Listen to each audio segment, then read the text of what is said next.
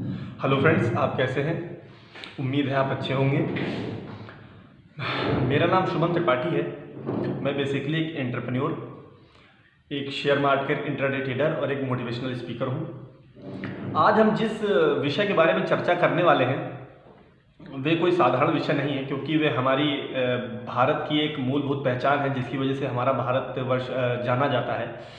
आज हम बात करने वाले हैं ऐसे विषय के बारे में जो भारत की 50% जनसंख्या से अधिक से भी ज़्यादा लोग उस कार्य में संलग्न हैं।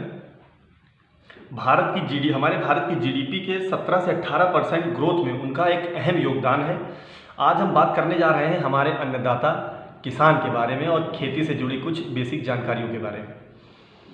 हमेशा से ये होता आया है कि कई सरकारें आज़ादी के 70 साल से भी अधिक होते हैं, कई सरकारों ने किसानों के लिए तरह तरह की योजनाएं, तरह तरह के काम किए, पर क्या कभी आपने सोचा है कि फिर भी हमारा किसान उतनी उन्नति क्यों नहीं कर पाता है? आए दिन आप कहीं भी देखें फांसी लगा के या तरह तरह से हमारा किसान आत्महत्याएं करता है, जो कि अत्यधिक दुख की बात है हमारे लिए, क्योंकि यदि किसान न हो तो शायद हम अपने अस्तित्व की कल्पना भी नहीं कर सकते हैं। हम आप आज आराम से बैठ के ये बातें कर रहे हैं, सब कुछ हो रहा है, तो उसका मैं पूरा योगदान अपने किसान भाइयों को दूंगा। इसीलिए हम उन्हें अन्नदाता भी कहते हैं, क्योंकि उनके बिना वाकई जीवन की कल्पना करना किसी भी हद तक ठीक नहीं है और संभव भी नहीं है, क्योंकि वही अपना अथक परिश्रम, अथक समय और बहुत कुछ अपना लगाते हैं और तब हमें जाके कहीं अन्न प्राप्त होता है जिसको खाकर हम और आप सभी जीवित हैं। फिर भी हमारे किसानों की दशा और दिशा आज तक बदली नहीं। उसका कुछ ना कुछ मुख्य बात होगी। क्या कभी आपने इसको सोचने का प्रयास किया है?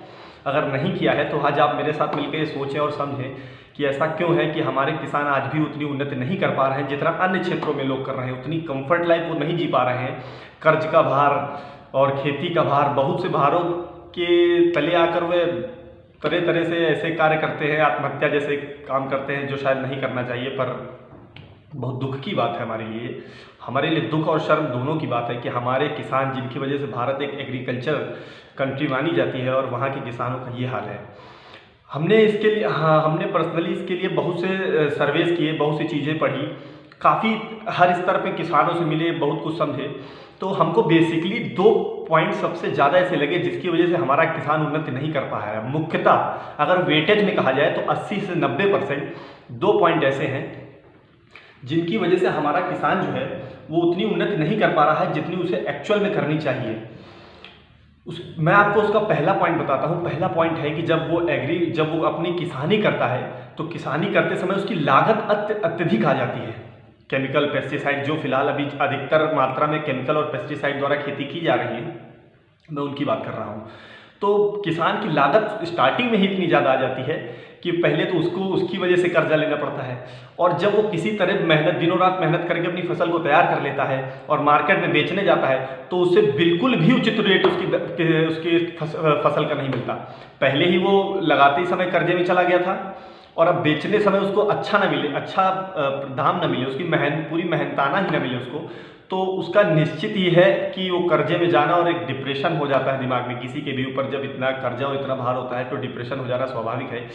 मुख्य ये 2 ही कारण हैं। यदि इन 2 कारणों को सॉल्व कर लिया जाए तो 80 से 90% मैं इस बात की गारंटी देता हूं कि हमारे किसान 2-4-5 साल के अंदर सुखी और समृद्ध हो जाएंगे और भारत एक सशक्त, किसान युक्त, शक्तिशाली देश बनेगा।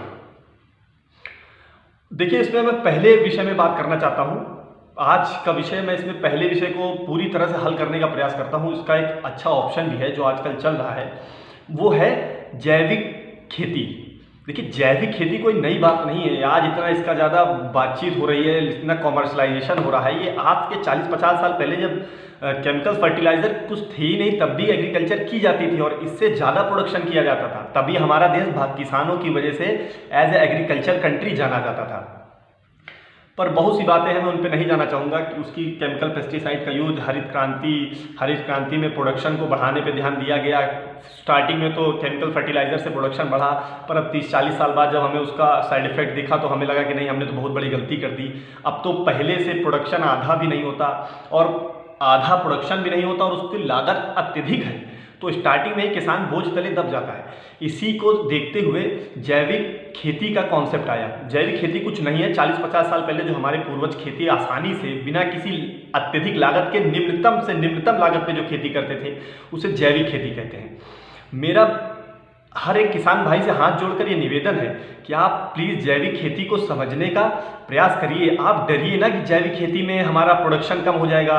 मैं ये पर्सनली मानता हूँ कि यदि सही से जैविक खेती की जाए तो जो इस समय केमिकल फर्टिलाइजर में आप खर्चा करते हैं तो उसका 1/10 भी खर्चा नहीं आएगा। आप धीरे धीरे 1-2 साल 3 साल करेंगे तो आप देखेंगे कि आपकी खेती वाकई मुफ्त में हो रही है।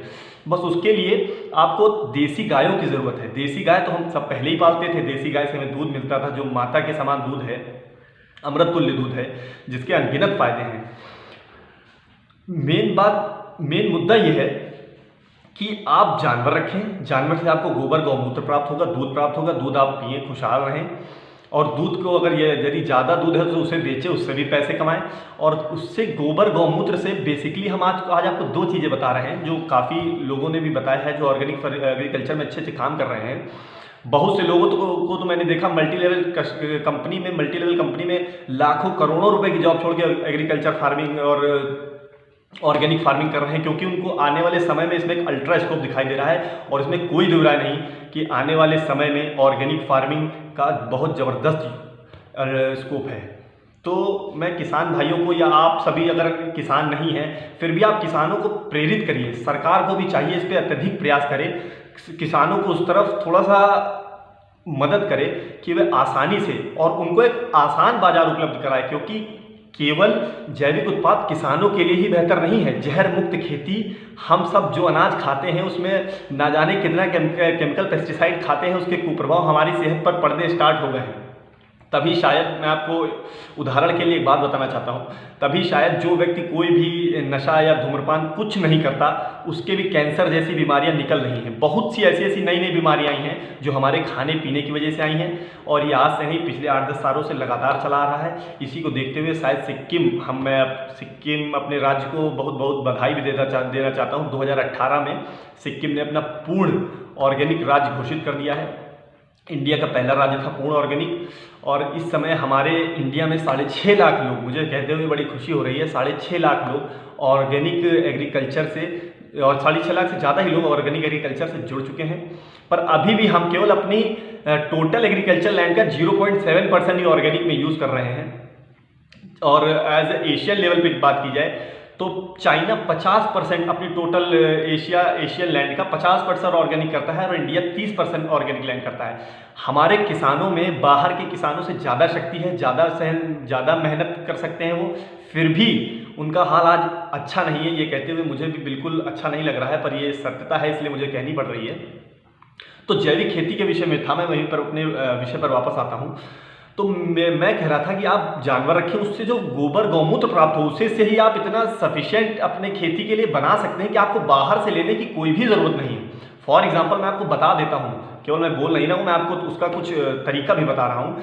आप गोबर से और गौमूत्र को मिला के जीवामृत बना लेते हैं, घन जीवामृत बना लें। यदि आप कहते हैं कि ठीक है मैं ऑर्गेनिक फसल तो उगा सकता हूं पर उसमें कीड़े लगेंगे, तो उसके लिए नीमास्त्र है, ब्रह्मास्त्र है, सोटास्त्र है और भी 3-4 है। ये सारे जैविक हैं और बिल्कुल मुफ्त, आप घर में आसानी से इनको बना सकते हैं बिना किसी अत्यधिक पैसा खर्च करके। और आप करके देखिए, 1 साल 2 साल 3 साल में जब आपकी लागत कम हो जाएगी तो कम से कम लागत ही आपकी बचेगी, तो आपको अच्छा लगेगा कि हाँ हमारी आमदनी बढ़ी। धीरे धीरे जब ये पूरा ऑर्गेनिक पैटर्न 3-4-5 सालों में इंडिया में अच्छे से आ जाएगा तो लोग भी अब उसके प्रति अवेयर हो रहे हैं। तो मैं ये मान सकता हूँ कि जैविक अनाज थोड़ा सा महंगा है लेकिन शुद्धता तो है कम से कम। हमें पैसा जाके डॉक्टर को तो नहीं देना पड़ रहा है, हमें अपने शरीर पर कष्ट तो नहीं वहन करना पड़ रहा है। तो मेरा कहने का केवल इतना ही तात्पर्य है, कम खाएं, अच्छा खाएं, स्वस्थ रहें, खुश रहें। और मैं इस वीडियो को समाप्त करने से पहले सभी से कहना चाहता हूं कि प्लीज़ आप ऑर्गेनिक एग्रीकल्चर को सपोर्ट करें, 100% सपोर्ट करें, हमारे किसानों को प्रेरित करें। और हमारे किसान भाई भी, मैं उनसे हाथ जोड़ के प्रार्थना करता हूं। ऑर्गेनिक एग्रीकल्चर फार्मिंग के बारे में सरकार भिन्न तरीके से ये योजनाएं चला रही है, फिर भी आप अपने स्तर पे इसको समझने की कोशिश करें। कोई इतना डिफिकल्ट नहीं है। हमारे पूर्वज जो खेती आसानी से करते थे उसे ऑर्गेनिक फार्मिंग कहते हैं, जिसे जीरो बजट खेती भी कहते हैं। जीरो बजट कहने का तात्पर्य केवल इतना है कि इसमें शून्य लागत पे खेती की जाती, चाहे जितनी खेती हो, बस आपके पास देसी गाय होनी चाहिए। गाय से आराम से दूध प्राप्त होगा, गोबर प्राप्त होगा, मूत्र प्राप्त होगा और उसके लिए ये सफिशिएंट है। तो मैं अपने इस वीडियो को अंत करने से समाप्त करने से पहले बस इतना कहना चाहता हूँ कि आप सभी ऑर्गेनिक एग्रीकल्चर को सपोर्ट करें, हमारे किसानों को सपोर्ट करें, क्योंकि जब किसान हमारा सशक्त होगा, भारत हमारा तभी सशक्त होगा और हम भी तभी खुशहाल और समृद्ध और सशक्त होंगे। तो इतना कहकर मैं अपनी वाणी को विराम देता हूँ। अगले वीडियो में मिलेंगे नए टॉपिक के साथ। Good bye.